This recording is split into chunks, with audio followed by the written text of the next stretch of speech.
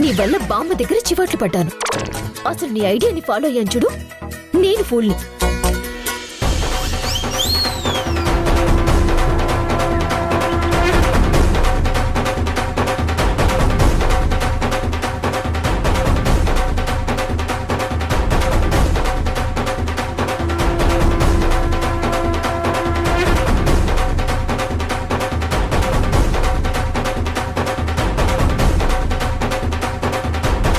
చెవులు మూసుకుంటే ఊరుకుంటానా?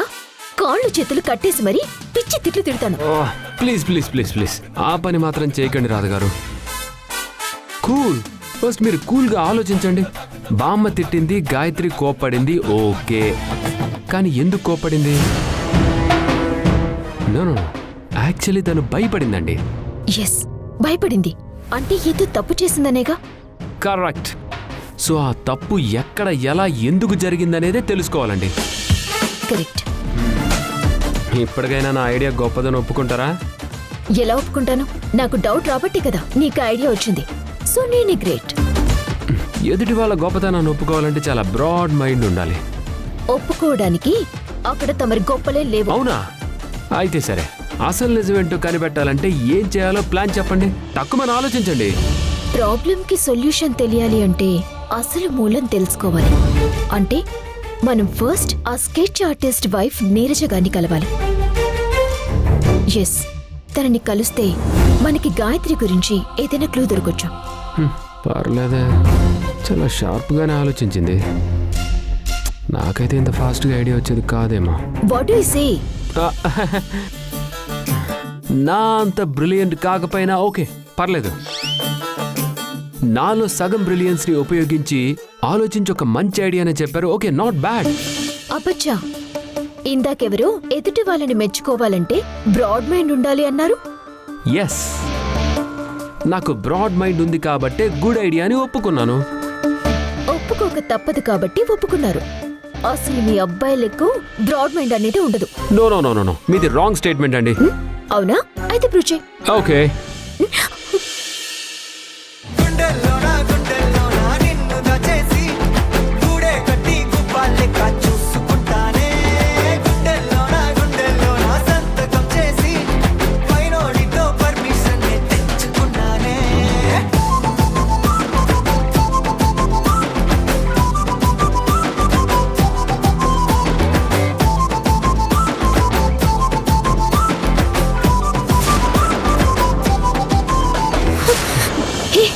ఏం చేస్తున్నావు? Are you mad? చూసారా మీకు ఎంత కోపం వచ్చిందో? అదే మీరు వచ్చి నన్ను హక్ చేసుకోండి, నేనేం కోపను. ఇప్పుడు చెప్పండి, ఎవరిది బ్రాడ్ మైండ్? నిన్ను రాధగారు ఏమన్నా?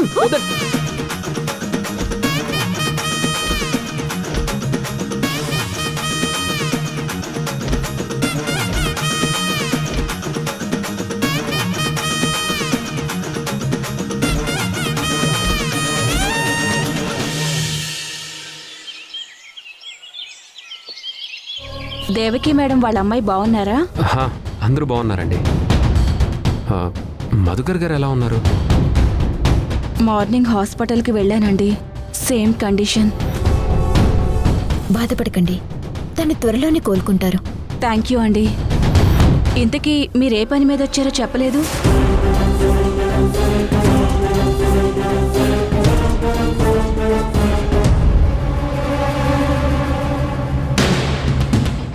అది మిమ్మల్ని ఒక ముఖ్యమైన విషయం అడగాలని వచ్చామండి. ఏంటో అడగండి. మీరు ఆ రోజు మధుకర్ గారి పెన్ డ్రైవ్ తీసుకుని వచ్చారు కదా, అదే ఆయన వేసిన ప్రతి స్కెచ్ అందులో కాపీ ఉంటుందని చెప్పారు. అవును. ఆ పెన్ డ్రైవ్ లోనే గాయత్రి ఫోటోని చూసి గుర్తుపట్టారు. అవును, ఇదంతా నాకు తెలుసు కదా, మళ్ళీ ఎందుకు చెప్తున్నారు? మరేం లేదండి, మధుకర్ గారికి యాక్సిడెంట్ అయిన రోజు హాస్పిటల్లో మాకైన బిలాంగింగ్స్ చూపించారు. అప్పుడు వాటిల్లో ఎక్కడా పెన్ డ్రైవ్ ఉన్నట్టు లేదు. అది మరి మీకెలా దొరికిందా అని.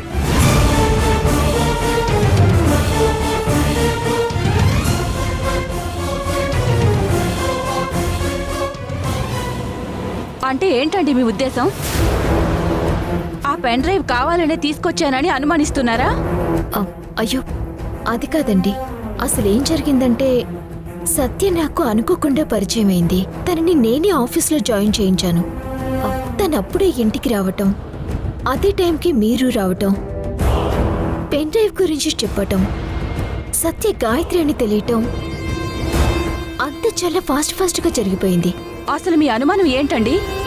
అంటే సత్య ఆ టైంకి అక్కడికి వస్తుందని తెలిసి నేను కావాలని ఆ పెన్ డ్రైవ్ అక్కడికి తీసుకొచ్చానని అంటున్నారా? కాదండి, మీ ఇంటెన్షన్ అదే అని నేను అనటం లేదు. మరి ఎవరో ప్లాన్ ప్రకారం చేయిస్తే వాళ్ళు చెప్పినట్టు చేశానని మీ అనుమానమా? అక్కడ జరిగింది చూస్తే ఎవరో ప్రీ ప్లాన్డ్ గానే చేశారన్నట్టుగా అనిపిస్తుంది.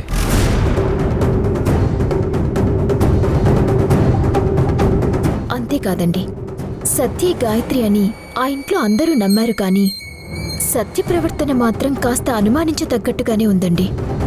నేను దగ్గరుండి గమనిస్తున్నాను కాబట్టే ఇలా చెప్తున్నాను. Please stop it. మీరు అనవసరంగా లేనిపోనివి ఆలోచిస్తున్నారు. నేను అబ్రాడ్లో స్టక్ అయిపోయి నా భర్త ఇలాంటి పరిస్థితుల్లో ఉంటే చూడలేకపోయానే అని దిగులు పడ్డాను. చివరికి ఎవరో హెల్ప్ ద్వారా వచ్చి నా భర్తని చూసుకున్నాను. సరే, దేవకి గారు ఇంత సహాయం చేశారు కదా అని థ్యాంక్స్ చెప్దామని వచ్చాను. అనుకోకుండా తన కూతురు గురించి కూడా తెలిసింది. జరిగిందంతా మంచే కదా. మీరెందుకు ఇలా ఎంక్వైరీ చేస్తున్నారు? అసలు మీరు ఇలా వచ్చినట్టు దేవకి గారికి తెలుసా?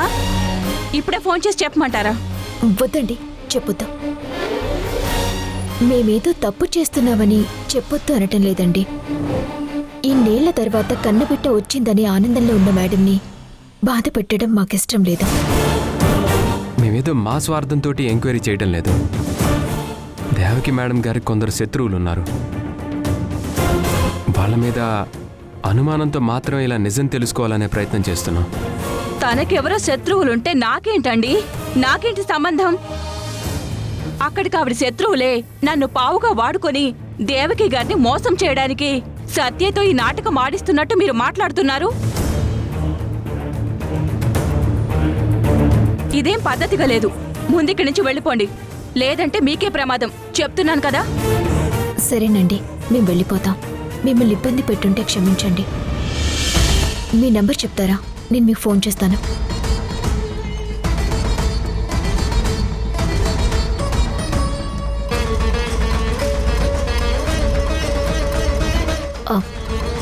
అది నా నెంబర్ అండి. మీకు ఏదైనా అవసరమైతే తప్పకుండా నాకు కాల్ చేయండి. Manohar. We are very sorry to disturb you. వెళ్ళొస్తామండి.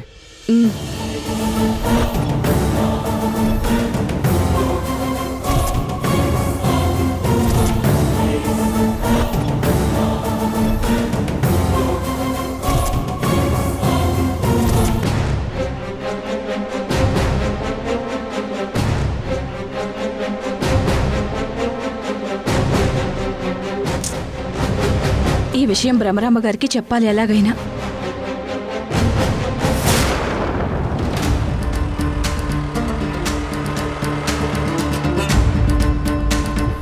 ఇక్కడ ఆపావేంటి? ఆమెను ఎంక్వైరీ చేద్దామని మనం వెళ్తే మనల్ని తను ఇన్వెస్టిగేట్ చేసింది కదా. బుర్ర హీట్ ఎక్కిపోయింది.